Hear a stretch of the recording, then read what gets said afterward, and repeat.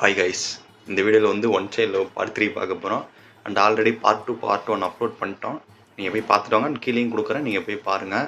And அந்த பொண்ணை பார்த்தோன்னே நம்ம ஃப்ரெண்டுக்கு ஸ்பார்க் ஆயிடுச்சு. அண்ட் லவ் பண்ணலாம் அப்படின்னு தோணிடுச்சு.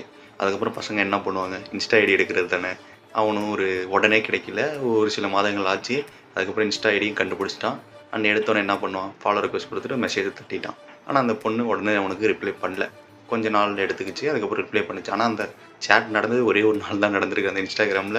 அண்ட் நம்ம பையன் கொஞ்சம் எக்ஸ்ட்ரீம் லெவலில் போயிட்டு, இந்த எம்பிஸ் போர்ட்டல் கேள்விப்பட்டிருக்கீங்களா? அதில் வந்து அந்த பொண்ணோட எல்லா டீட்டெயில்ஸும் வரும். ஃபோன் நம்பர், பேங்க் புக், அப்பா பேர் எல்லாமே வரும். And extra extra. அதை அந்த பொண்ணுக்கு சென்ட் பண்ணிட்டான் தெரியாத.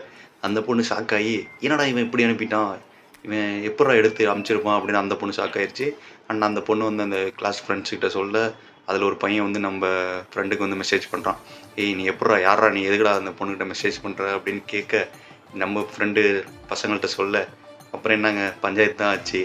அண்ட் எல்லாம் கூடி நின்று பேச, நம்ம பசங்க ஃப்ரெண்டோட ஃப்ரெண்டு வந்து அந்த பொண்ணு ஒழுங்காக இருந்தால் எதுக்குடா என் ஃப்ரெண்டுக்கு மெசேஜ் பண்ணுறான்னு கேட்க ஒரே இதாகிடுச்சு. அப்புறம் அவங்களோட பசங்க போயிட்டு அந்த பொண்ணுகிட்ட சொல்ல, அதுக்கப்புறம் அந்த பொண்ணு வந்து நம்ம பையனை வந்து பிளாக் பண்ணிடுச்சு.